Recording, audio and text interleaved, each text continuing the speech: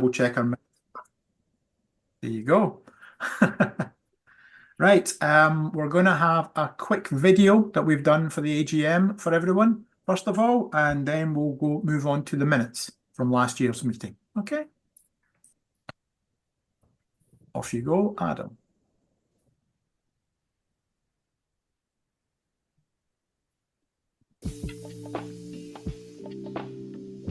Thanks for coming along to this year's annual general meeting. I would like to look back in the last financial year, what we've done as a trust and what you've helped us achieve.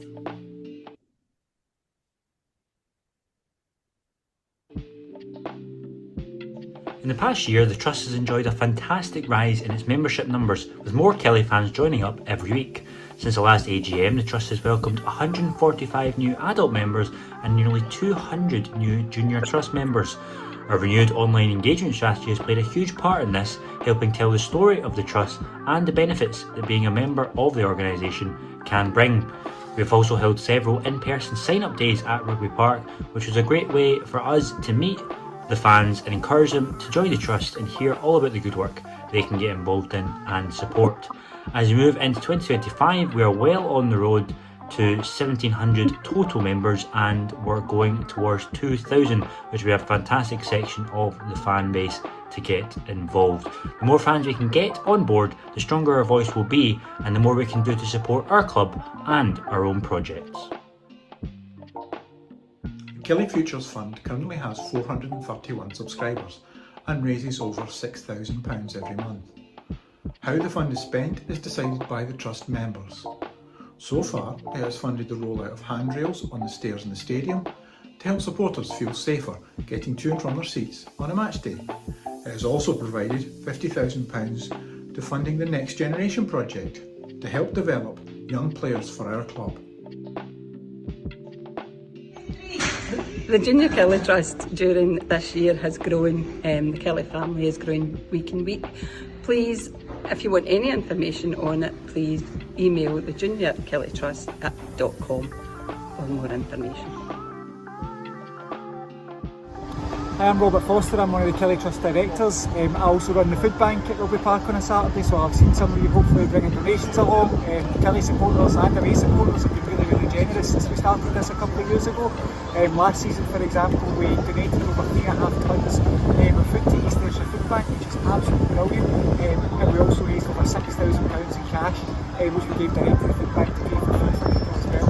This year we're going great guns again, we're getting loads of donations in from Killie fans, and we're also supporting the Killie community with their Christmas, Mission Christmas appeal this year, so providing food and selection boxes for local families and local children.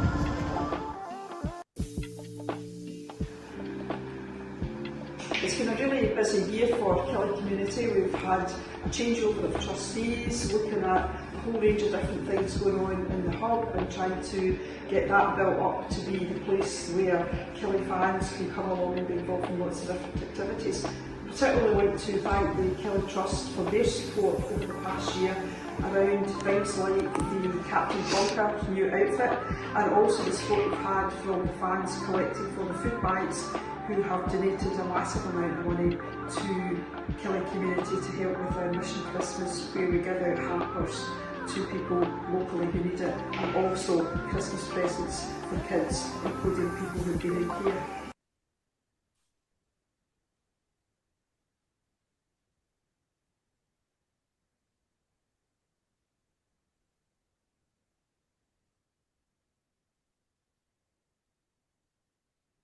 Andy, you're on mute. Thank you, Mark. I decided I'd be the first one to lead the way on that one. Jim, could you give us your annual report now, please?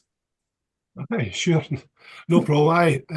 Listen, thanks to everybody for attending and obviously your support throughout the year.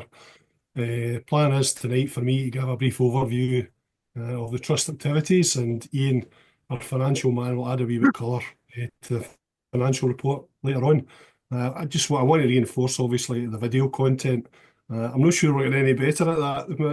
Mere training in the auto cue might go doing well. Anyway, this has been another momentous kind of season for the Trust. Not just for the club being in Europe, but we had to go through a a trust rep election to the Kilmarnock board, and obviously we're delighted to have Martin to succeed Cathy as our director. It was a new process for us, and we're hoping to learn from that and during the next election. Martin obviously brings a wealth of experience to us, which we're delighted with. He's executive director of the Glasgow Colleges Regional Board, and he's brought to our own board his awareness of strategic planning to the trust. And then obviously, in addition to the education sphere, Martin has worked in journalism across print, radio, online experience, and as a media lecturer. But we'll hear more from Martin later on. Just to reinforce what Adam had said in the video, I want to highlight just the increase in trust membership, which is, a matter of pride for us all. We've increased by 20%, in the last financial year, mainly due to the numbers that have been attracted to join the junior trust.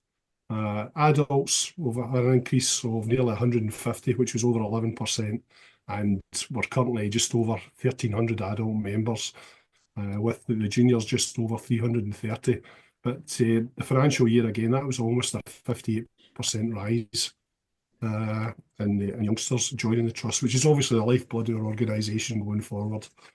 I'm proud as well the way that we've involved the exiles, Killie fans that stay some distance away from Rugby Park. We've had a couple of homecoming days, 30th of December, 16th of March, and very recently the Dundee game on the 30th of November, where we had people from all arts and parts of the country and one from abroad coming to Rugby Park. We gave them a guided tour of the stadium, showed them the progress the club has made in the hospitality areas, just basically showing the club off and showing that the stuff that the trust has done by investing in the club via the safe standing areas and the bits and pieces round about that. And it's an appropriate time to thank Ian Anderson, who is our coordinator for the exiles from Luton, for being involved with that.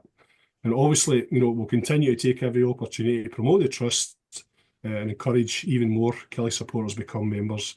We're certainly determined to get up to and probably beyond that of the figures of Motherwell and St Mirren. Our funding campaign again goes as well. So it's kind of stagnated this year. Trust in Killie became the Killie Futures Fund, but the goal has always been the same: to continue to invest in our football club. As Andy had said in the video, the average we're getting £6,500 a month. That's kind of been maintained during the financial year. And again, subscriber figures have remained kind of stagnant. I think it was about 438 last year to just, I think, 434 at the end of the financial year.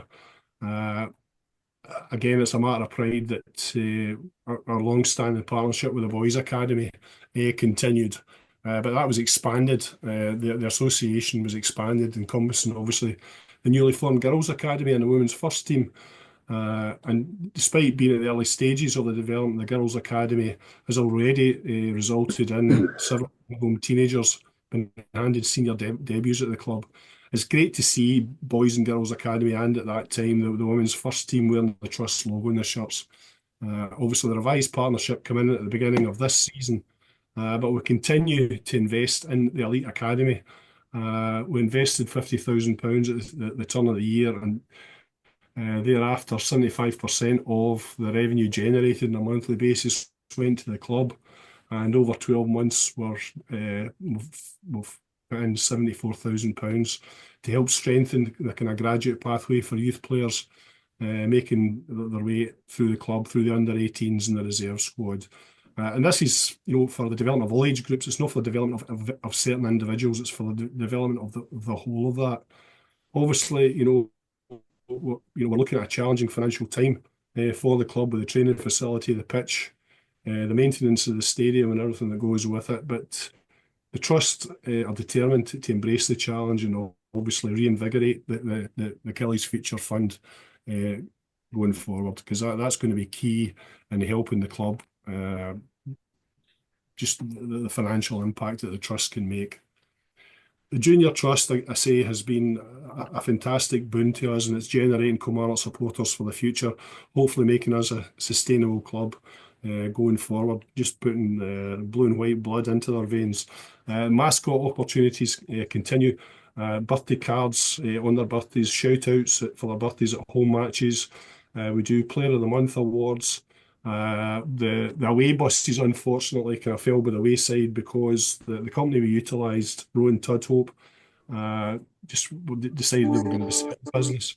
In general, there's a lack of drivers, so Saturdays proved difficult for us, to get buses, but we're still determined to add value to the membership and look at ways in which we can engage with young people to become, more enshrined in being at Killie supporters. We're going through Christmas activities just now. Last week with the Christmas party for the under-8s at the Park Hotel, you saw David Watson and Bobby Wales made a massive impact coming into the room along with Santa. Maybe overshadowed Santa, in fact. And it was great to see them coming to the Christmas party.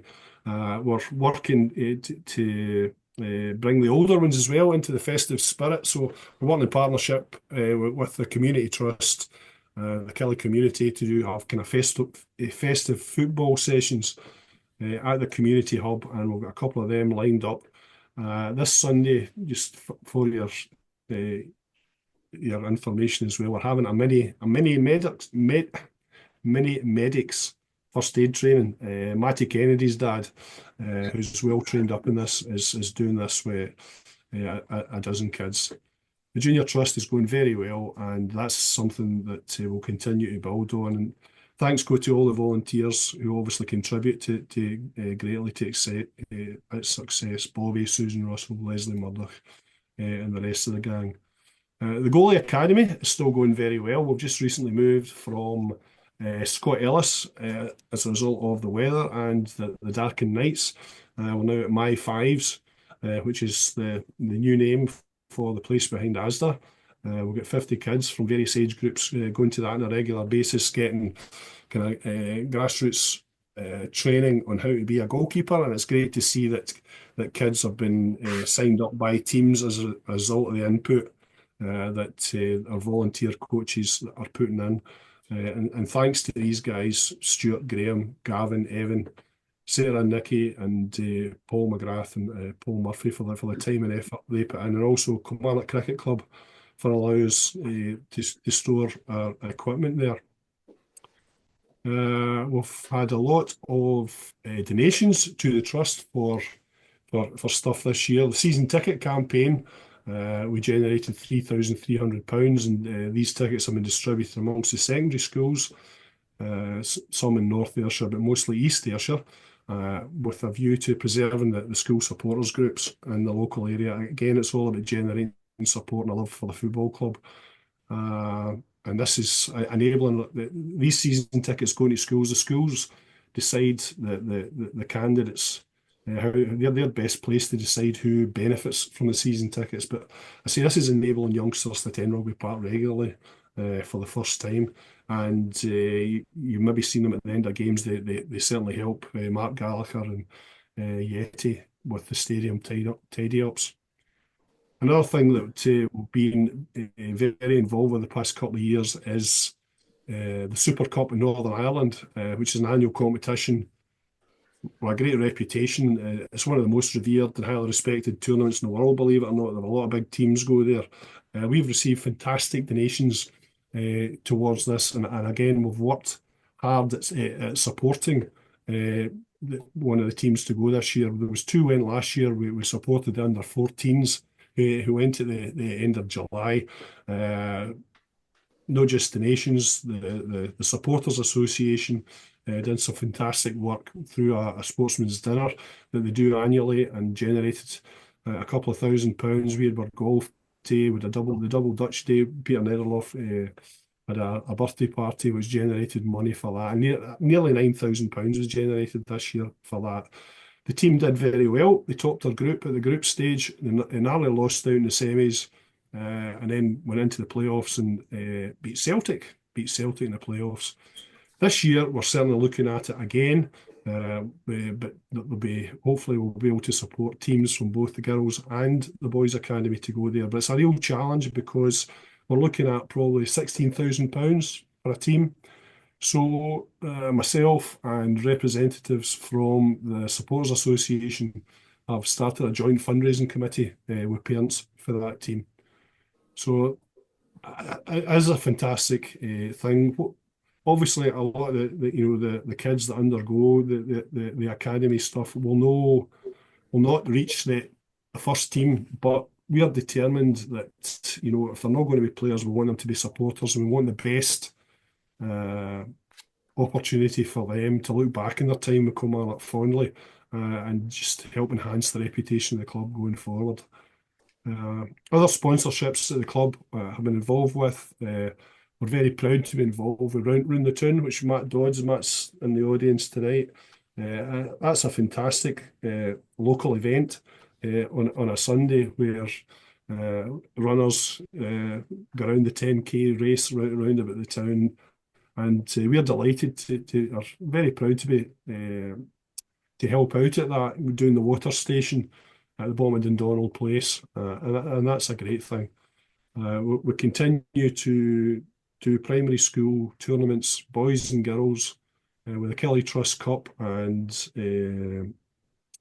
we've got a festive futsal tournament for the first years at the school coming up at the Grange Academy that Charlie Adams, the club junior ambassador, is leading on. Also, we've sponsored again 2 Kilmarnock first team players, our captain Laura McLaughlin and Georgia Croops. The women's team are going well. They're in second place in the year in the league just now, but it's a challenge this year because the leagues are going to get reduced, and I know I'm in regular contact with Jim Chapman. We've reduced the age group of the girls there, and it's great to see some of them getting some international recognition. Can't go any further without mentioning the volunteers. The volunteers are key to everything that we do. Mentioned the women's first team. We get great support from Gemma, Lynn and Claire helping out in the match day management.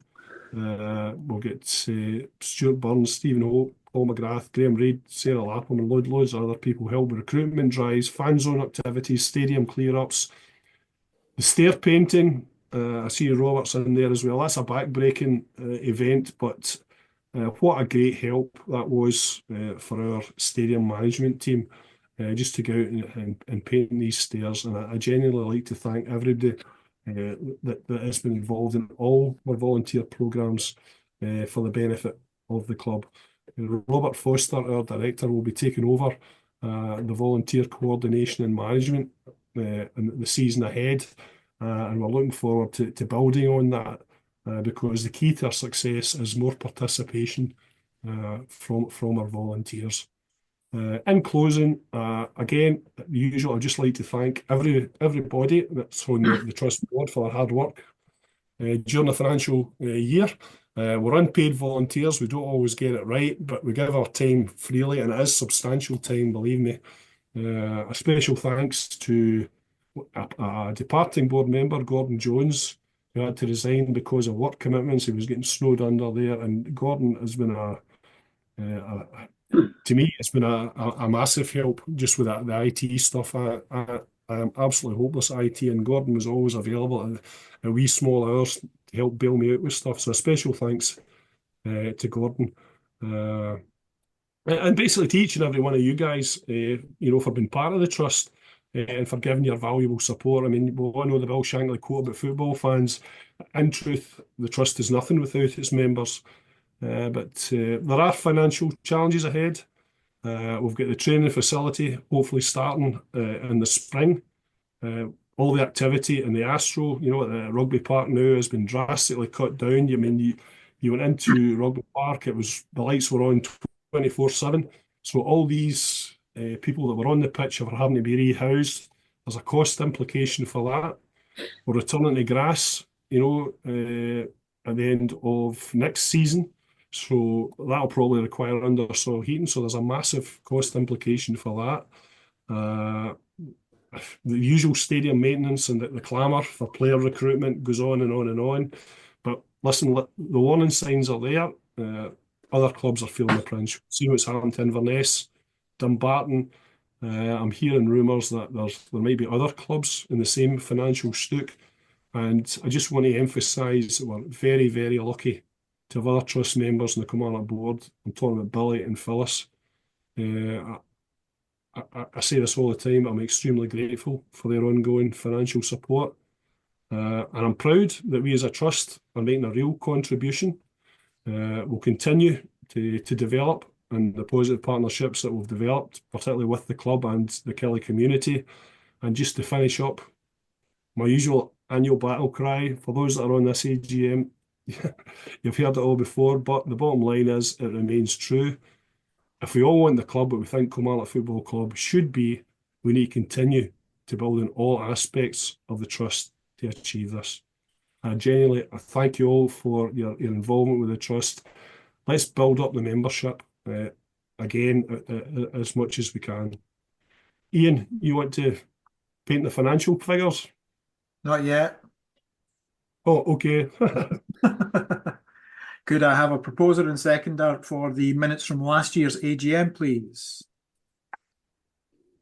I'll propose those, Andy. Who was that?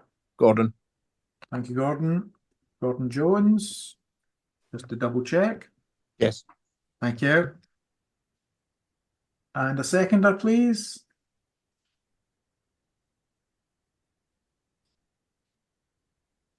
Somebody might be seconding, but they might be on mute.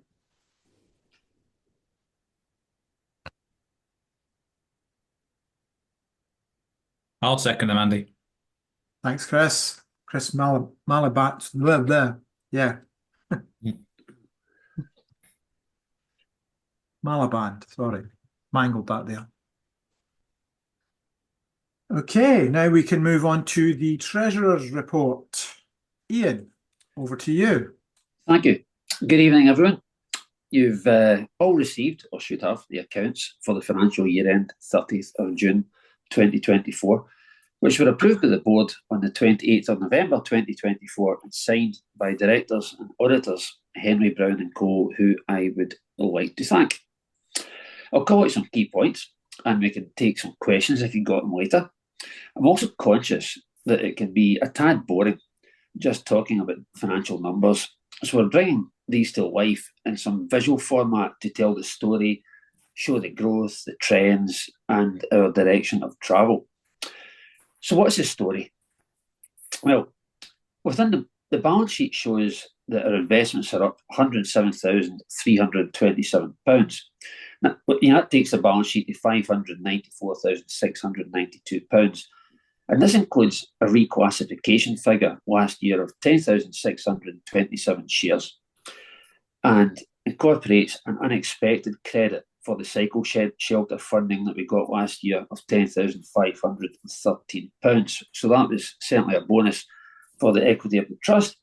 114 shares came from donations. I'll point out that the trust has a different year end to that of the football club. So ours is 30th of June. The football club is the 31st of December. And there can be, a bit of registration timing lag, with shares, but I can rest assured that, we are all over the numbers with the club and check them off with the club secretary. So our income and expenditure, what does that look like? It shows subscription income is up 12%, with costs rising faster, especially when we strip out community sponsorship and donations. The fundraising costs may look a bit high if we compare them to fundraising income. However, we must remember that we are not a charity, although our name does infer it. The true real return from that is within the goodwill that we generate and the increased marketing profile of both the trust and junior trust, which isn't tangible but priceless. And I'm sure you'll all agree about that. The KFF, Killie Futures Fund income, is down 7%. Jim touched on that. And this continues towards 24-25. And I think it's something that we just need to be thoughtful about conscious of as we go through the rest of this financial year and beyond. So let's have a wee look at the graphs. So the financial overview, the membership slide. So trust membership is up 13%. Season ticket numbers are up 4%. So we have doubled our membership in 5 years, while seasons have increased 10%.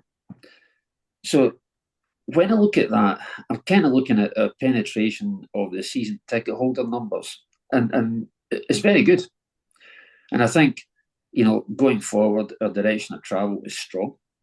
It's very positive going forward, and I think it's underpinned certainly by, you know, very strong junior trust numbers, which, you know, that's the future of the football club, and you know, I think that's fantastic.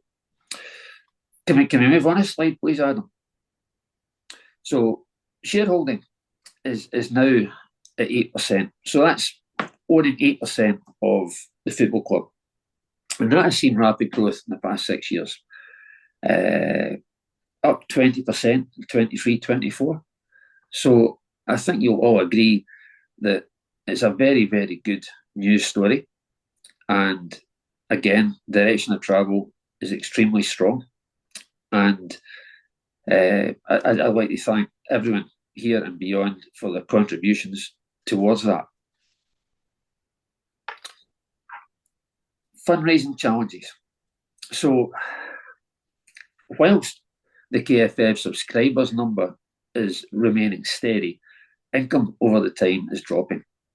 And I think we need to ask ourselves, you know, how can we reverse this trend? How can we encourage members to become subscribers?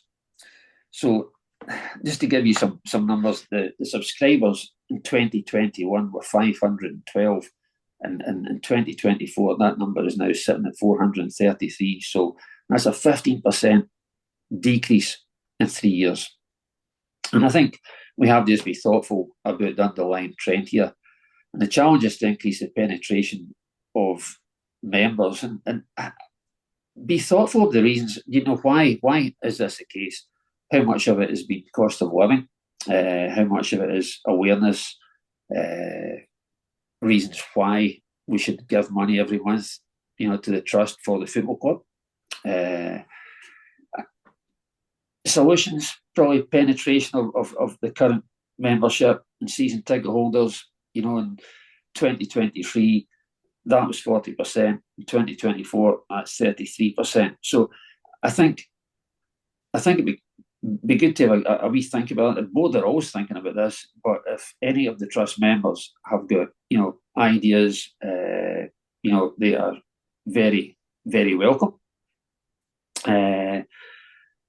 You know, I think when you look at the overall picture, the trust membership, you know, having doubled in 5 years and up 13% is a great story last year. Equity ownership up nearly 500,000 in 5 years, up 20% in 23-24. There's a lot to like, but we can't and we won't become complacent. So, as Jim always says to us, every fan being a trust member, that's the goal. And I would particularly like it if every fan and trust member could pay more money every month to get that number up. That'd be fantastic, wouldn't it? So, have we got any thoughts, ideas, questions?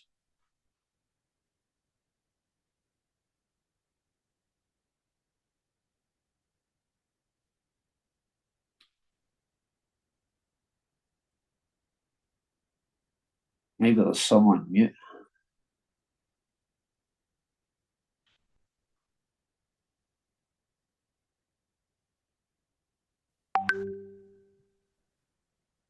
So, Ian, if no one else is going to have a crack, I mean, just a couple of thoughts from what you've said there. I mean, clearly the increase in membership numbers is really encouraging that you've shared tonight over the last year, particularly with the young people that we've got coming in. So there's obviously been a big effort there to drive membership upwards. And, you know, for fear of perhaps coming over with themes that you've already discussed in the board meetings, I wonder whether next year the focus could shift to trying to increase trust in Killie A, members, and B, spend from those existing members. So what work can we do to try and encourage those that are at the entry level to move up to the middle level, or the middle level to the higher level, and to try and perhaps target those people who are already part of Trust in Killie to spend a bit more? How might we do that? I don't know whether we could perhaps try and make it more attractive for people, a bit more exclusivity in some of the categories for events that are only accessible perhaps to Trust in Killie subscribers. Maybe that's some sort of Zoom audience with players or management or something like that that might be attractive to people, that persuades them to either spend more or get involved at all in doing that. And maybe we just try and emphasize a little bit more that Trust in Killie is there. Maybe people just think that the trust membership is what you can be, and aren't perhaps aware that there's something else you can do that obviously brings a lot more revenue in for us month to month. So just a couple of initial thoughts. I don't know whether that's stuff that's already been thought of. No, these are great thoughts. Totally agree. That's a space that we are moving towards. We're trying to develop. Perhaps we need to make an offering more attractive for people to do that. Maybe it's stagnated a little bit. But any ideas that are out there that the people on this call has, are very, very welcome. So please, any ideas, suggestions, put them forward, because, this is very important. And we really want to see, growth in these numbers. But you're right, in terms of what can we do by way of offering, what can we do, around exclusivity, these are things that we need to think about, absolutely. I've got a question if I can, Ian. Just Sure. around this. Do we get much feedback in terms of what we spend that money on? For example, we spent money on handrails, we spent money on the women's team, we've spent money on disability facilities, which I think all three are all very worthy and important causes. But are there people out there that don't agree they are? Well, they're putting in £15 a month. They think, that's not what I want to spend my money on. Is there some of that hits us? Yeah, I think you're spot on. I mean, it's very difficult because it's hard to please everybody, and it's hard to get it right. It's also, it's hard when I ask people who are Killie fans that I know that are not necessarily Trust members. I don't think they are necessarily aware of all the great work that the Trust does. I think perhaps the Trust needs to profile what it does to a greater extent as well, because when you look around the ground, you don't always sort of look at the component parts and think, well, the Trust funded that. So, yeah, I absolutely get that. I sympathise, because I see that when we put the polls out, don't we, saying, do you agree with this or don't you? And there's not always a big return. So, the option is there for people to come back and say, no, I don't think that's what we should spend our money on. But it's trying to get more, feedback from people about what they want to see. We are asking them, but it's how do we get more interaction from the members, really? Yeah, that's the exam question, isn't it? Yes, it is. Yeah, we need the answers to that. Would all be. Yeah. Okay, that's it for me. Okay, thank you.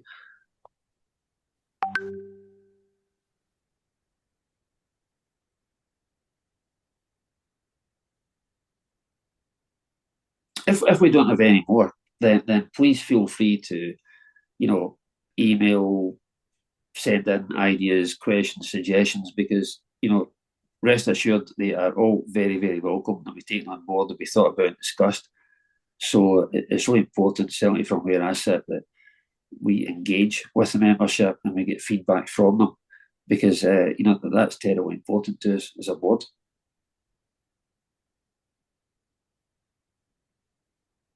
Okay. Thanks, Ian. Okay, thank you. We'll just do a quick, so if everyone with that information you've been provided, could I have a proposer and a seconder for the Trust accounts, please?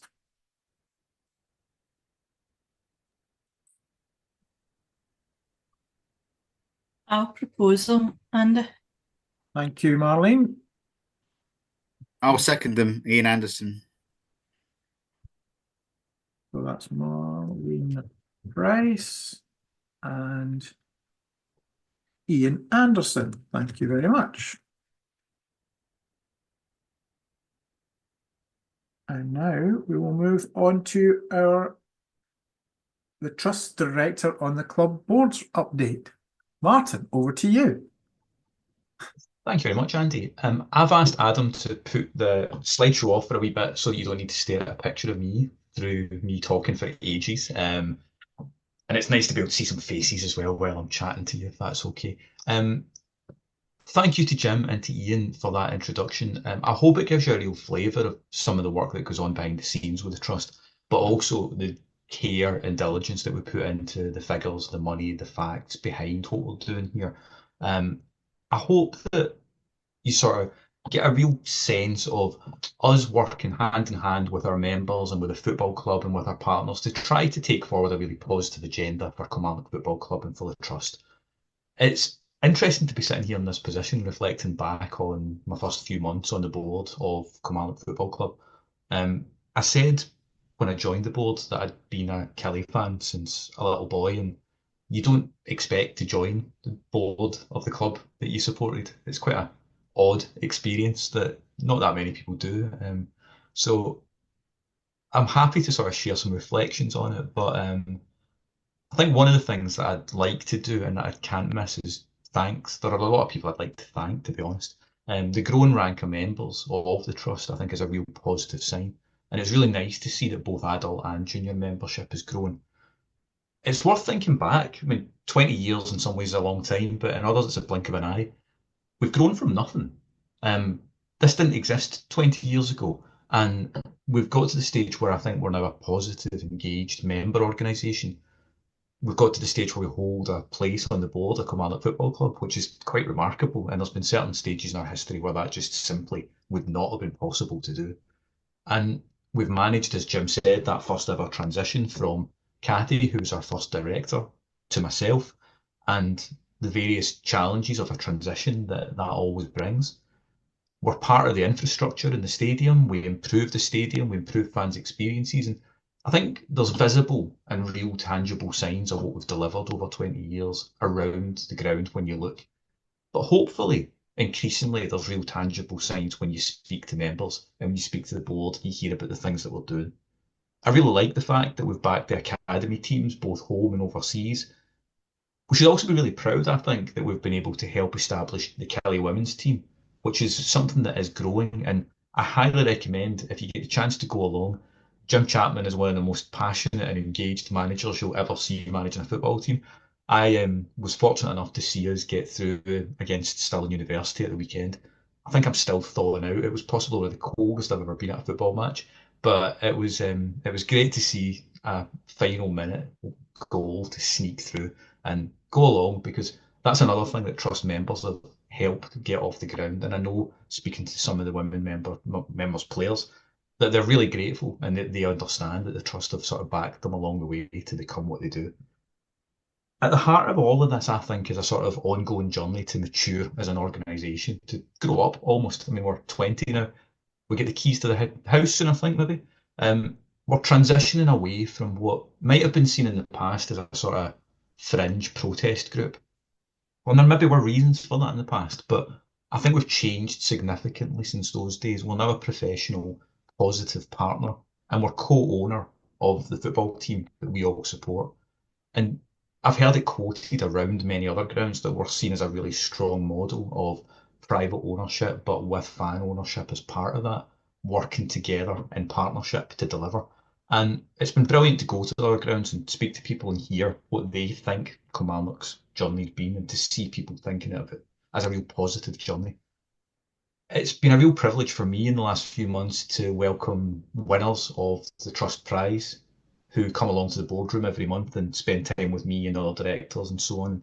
That's a real privilege, I have to say. It's been great to meet many of you. It's been great to engage members and fans at the sign-up days and the online forums that we run. And I take the responsibility really seriously. One of the things that I've got to try to do is represent fans' views and fans' interests in the boardroom at Kilmarnock Football Club. And that's a very serious duty, and it's one that I certainly take seriously. And I hope it's going well. That has included quite a lot of positive engagement and making sure that the fan voice is heard. You maybe have seen early on the season discussions about ticket pricing, and I think we were able to engage and to deliver real change in that space. Another thing in the background, which kind of you don't see, but the articles of association are the rules that govern the company and how it behaves. And we've been able to work with the club to change those articles. So the Killie Trust is now specifically named and is sort of enshrined in that as part of the way that the club is operated. And to me, that's another real positive sign of us maturing and growing as an organisation. So I think as we look to the future, I think one of the really important things Ian said, continuing to take your views as members on board, and it's an open door.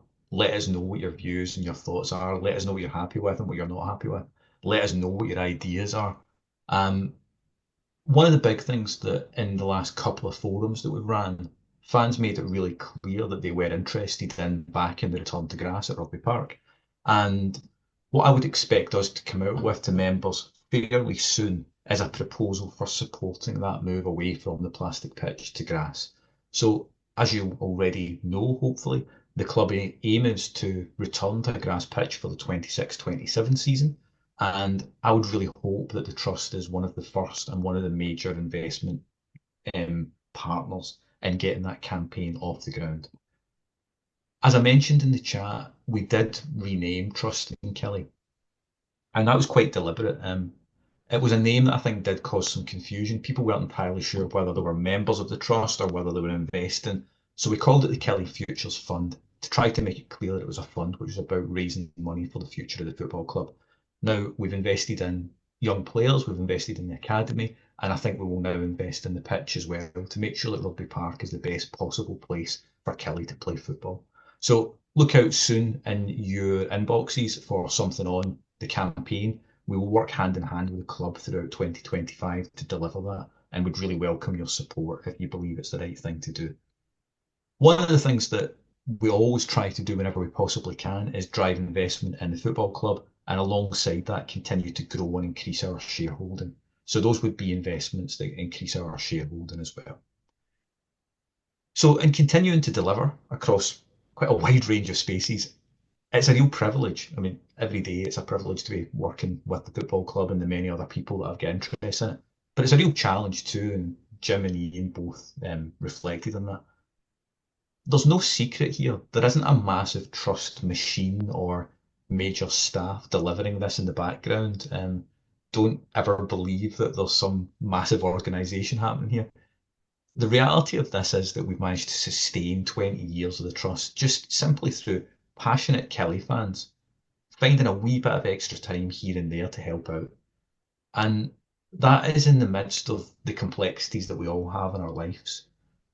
Some of us full-time jobs, families, retirements and golf courses to enjoy, and all the rest of the challenges that life throws at you. We've sadly lost a few board members, as Jim said, this year. That includes Gordon and David, both really experienced, really caring, passionate Killie fans. And it's for that very reason that I would like to thank them, especially, but also all of the Trust directors for continuing, because it's a tough shift sometimes, but we all know that it's also a privilege. So thank you to all of them, and really appreciate both current and past directors who've sustained this for 20 years, which I think is quite remarkable. Is it always easy? Nope, absolutely not. As Ian says, we're not always going to always agree on things. Do we always feel like we're winning? No, I guess like just on the football pitch, we're not always going to win. And it would be naive to pretend otherwise. But what we are doing, I think, is everything we can to provide a professional, engaged Trust, which is part owner in a Premier League football club, representing members, investing in the club, and building positive relationships. Absolutely, I'm confident that's what's happening. So I can assure you, yes, it can be exhausting and challenging, but it can also be a great privilege and really exciting and a really important thing we believe to do. So thank you to the Trust board members, thank you to the volunteers who make a real difference. We can't do anything without any of them, and their free time to engage positively is really important. But also thanks to members, especially to you who have turned up. We really do appreciate it. It is what makes a Trust work. You are the most powerful voices and the most strong advocates that we have. It's your ideas that come forward to become our investments, but also it's you that sign up new members. So every time you tell a positive story about what we've done, every time you show someone the difference that we can make, we hope that we grow our membership. And it's really important that we know how to tell that story. So for £10 a year, you become part owner in Kilmarnock Football Club and you've got a voice on the board. And then on top of that, you can invest in Kilmarnock Killie Futures Fund. And that is about directly investing in the kind of product and the kind of projects that we've supported over the last few years. So tell that simple story, get people signed up and hopefully engage them. And if they want to come along anytime, they're really welcome. I've always said I'm delighted to chat to anybody anytime. If you've got an idea or if you want to have a conversation about anything about the club, please drop me a line, let me know about it, and I'm delighted to. So thank you. I genuinely hope that you feel empowered as part of a trust to make a real positive difference in this Kilmarnock Football Club. I really hope you feel empowered to go away from this meeting and tell a positive story about the growth and the continued direction and the determination that we've got to make a difference. A big part of what we do is about safeguarding the future of a football club. We try not to change our strategy or our direction based on the results at the weekend. That's for the manager, that's for the players.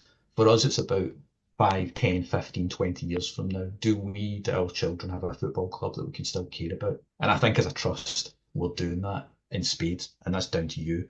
So thank you. I'll shut up. I could keep banging on for ages. I'm good at that once I start.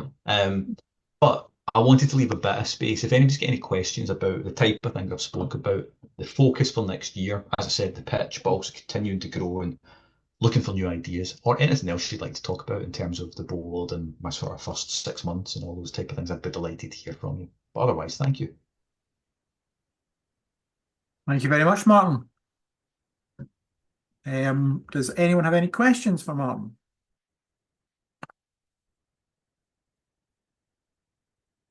If you're on mute and you're asking a question, can you just check to see if you...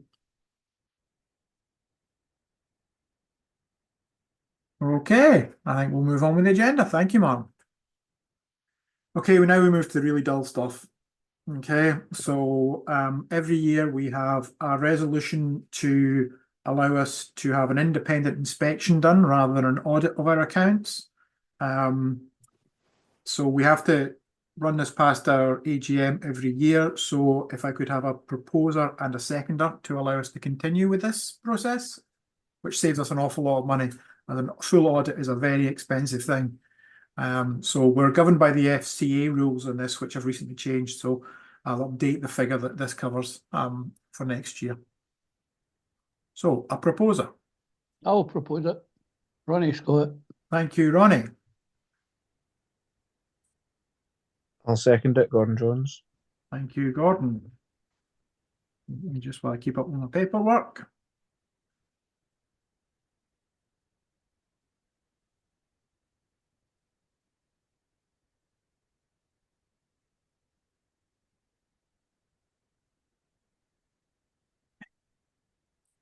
Again, we have another standing item, which is the asking members to allow us to update the rules if required during the course of the year for something urgent.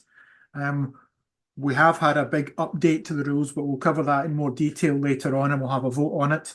But again, this is just to kind of give us the opportunity to make any rules that might come in urgently, rule changes or updates that might come in urgently during the course of the year. Again, could I have a proposer and a seconder, please? I'll propose it. Thank you, Mark. Clearly, I've not got Marlene. Marlene, thank you. And I'll second it, Andy. Gordon again.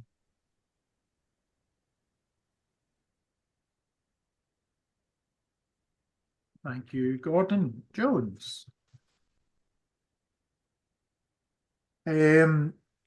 Next one, the reappointment of an independent examiner, who are Henry Brown and Co., we are very grateful to for this. They give us a tremendous amount of support with this, and we've developed a very good relationship with them, which means that we can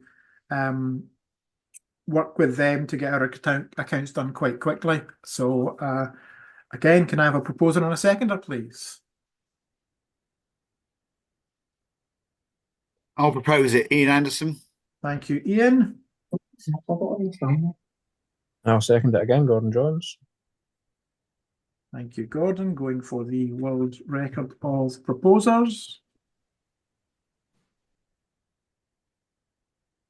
Okay, now we move on to the new model rules.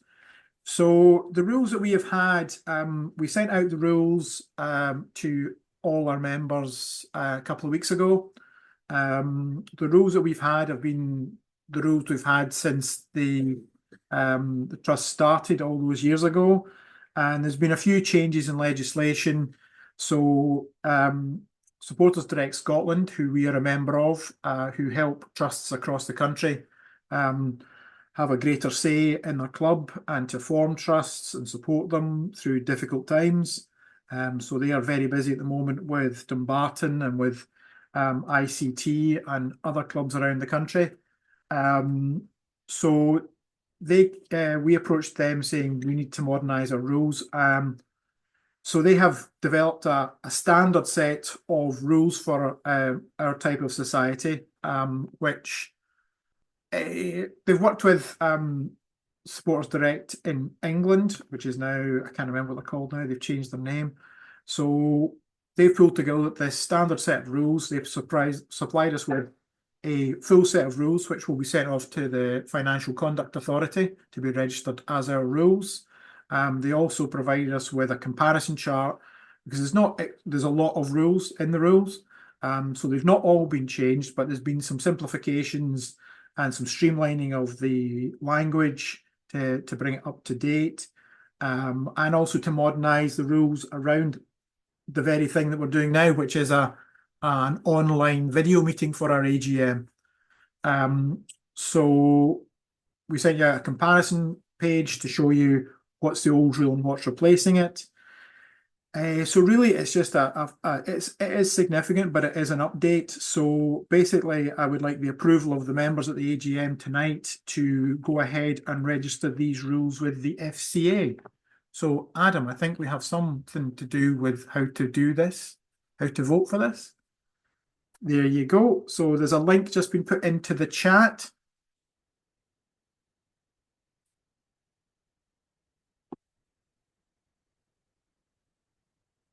And if you click on that, you can vote.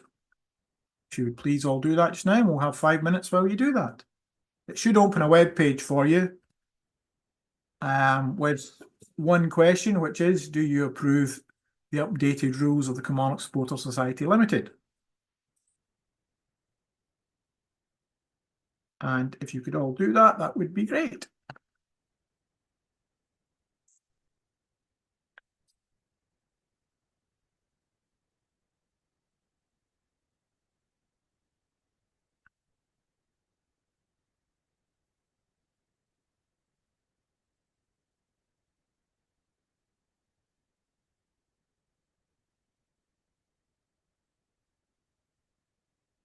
We'll just wait while everyone takes their vote. Is anyone having any issues with the link?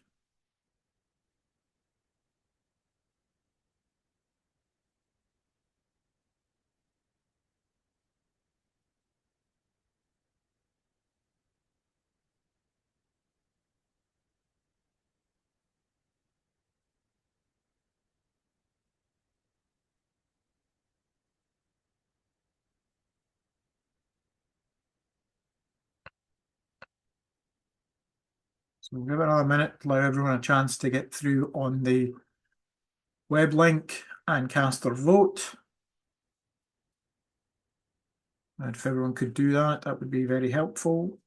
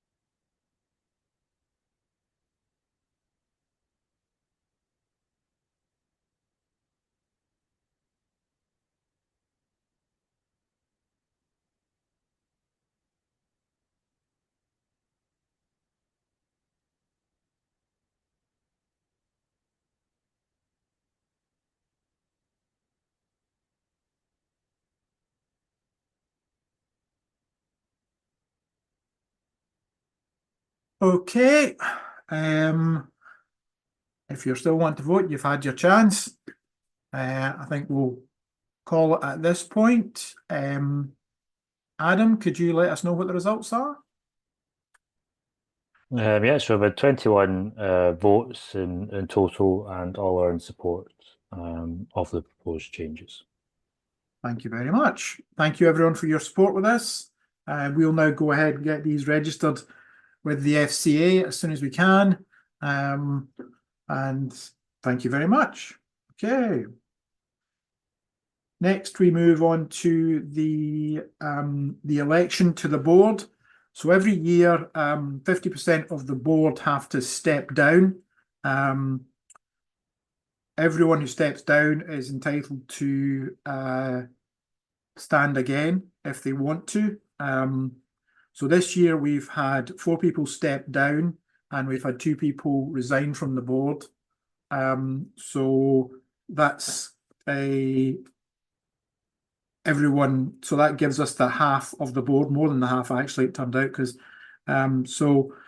we've had 4 nominations from people who had previously been on the board, and we've had 2 additional nominations.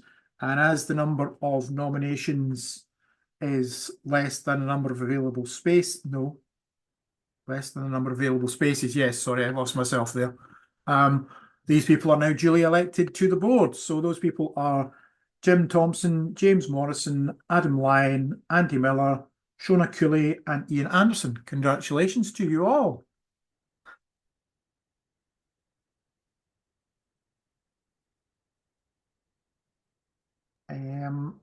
Fine. Well, not finally. No, we're not quite at finally yet.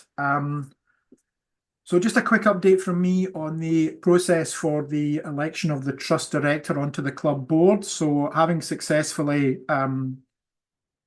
got Martin onto the trust board this year, it went well, but we will be having a review process, which we've not started yet, but we are going to review the process to see if there's any ways we can improve it, make it more accessible, etc., etc., etc. We haven't started that yet. We'll start that in the new year, and we'll report back at the next AGM on how that review has gone. So that's that part done. That's really as much as the update is, because we have not started that review yet. So is there any Killie Trust initiatives we would like to discuss tonight as we're all here? Or have we covered everything already?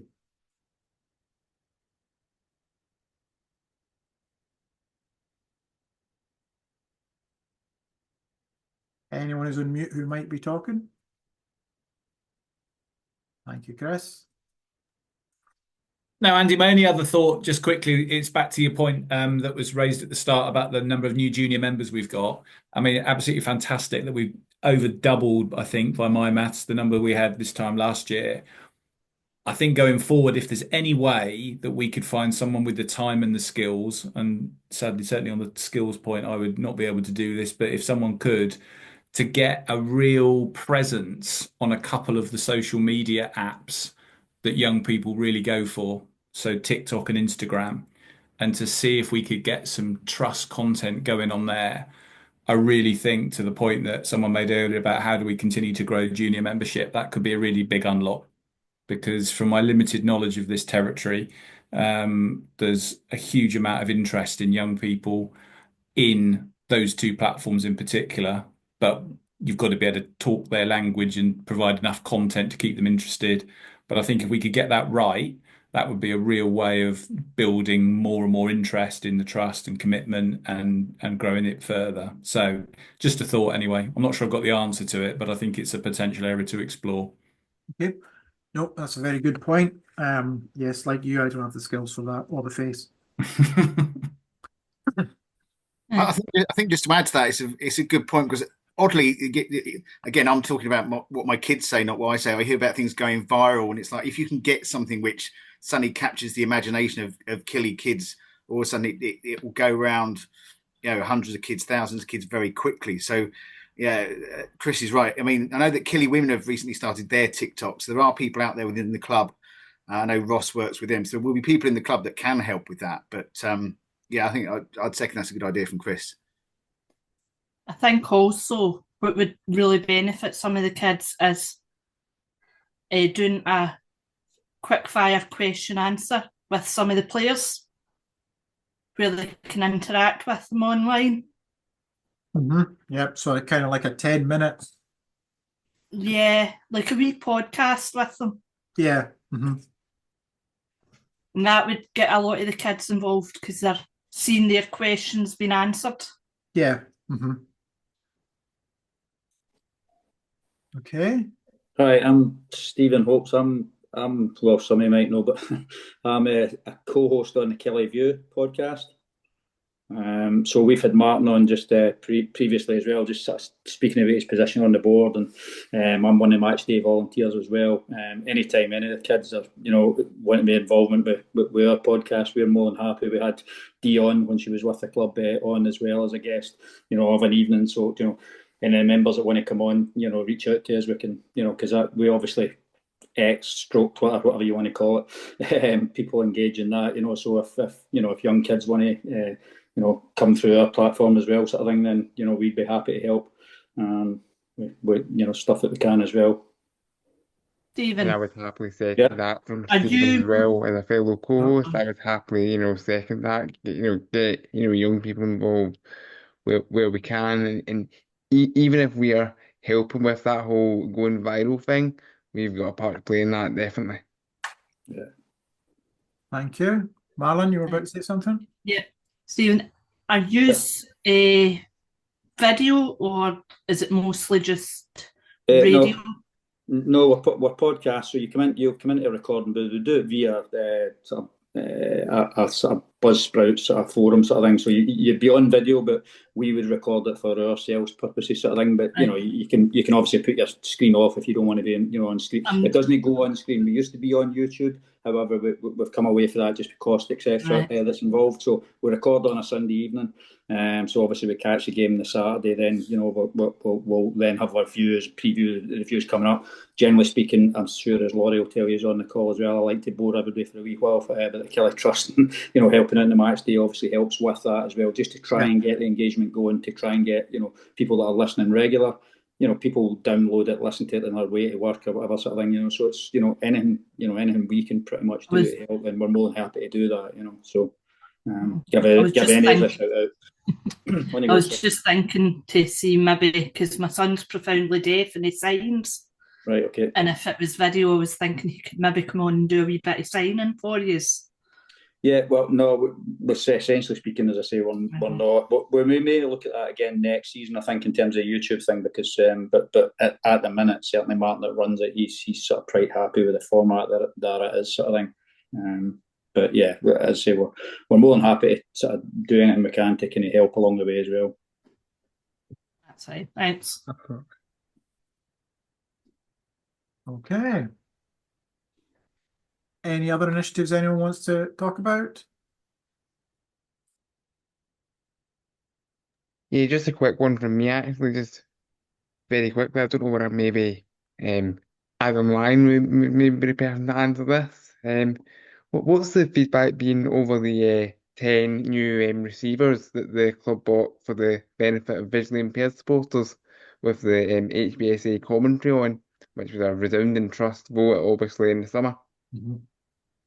Yeah, for those who've not they've not been implemented yet, Laurie. They're still being tested and whatnot. We only just got them about a month or so ago, so they'll hopefully be in after the new year. But they look they're going to have a big benefit. So we'll be sure to put that out when they get implemented and whatnot, and make sure everybody knows that they're available. Because there will be more of them than there has been before, so hopefully used wider amongst the Killie fans and away fans as well, potentially too. Brilliant. That's kind of what I thought. But the good thing is that the hearing are getting tested, and we might as well get it done right, because we know as trust members, you know, but I mean, myself and Adam are well aware there have been some issues with the previous set, so we might as well get it tested and done right. So hopefully that's in place after the new year. Fantastic. Okay. Anyone else?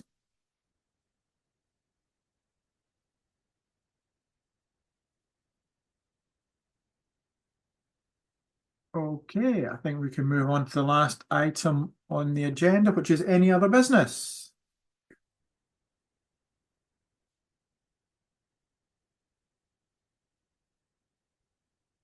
If anyone is talking, can they just check they're not on mute?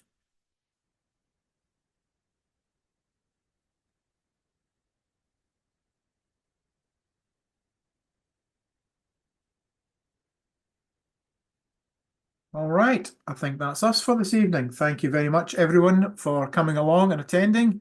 Greatly appreciated. Thank you for your input as well. That's great to have. So, yep, have a very pleasant evening for the rest of your evening. You can go and catch up on the Heart score and see if it's doing our coefficient any good. I'm guessing by Laurie's shaking the head there, no. And hopefully they're really, really tired for Sunday. Beyond that, have a good Christmas, everyone. Okay. Thank you all. Goodbye. Thank you. Bye now. Bye. Thank you. Bye. Bye.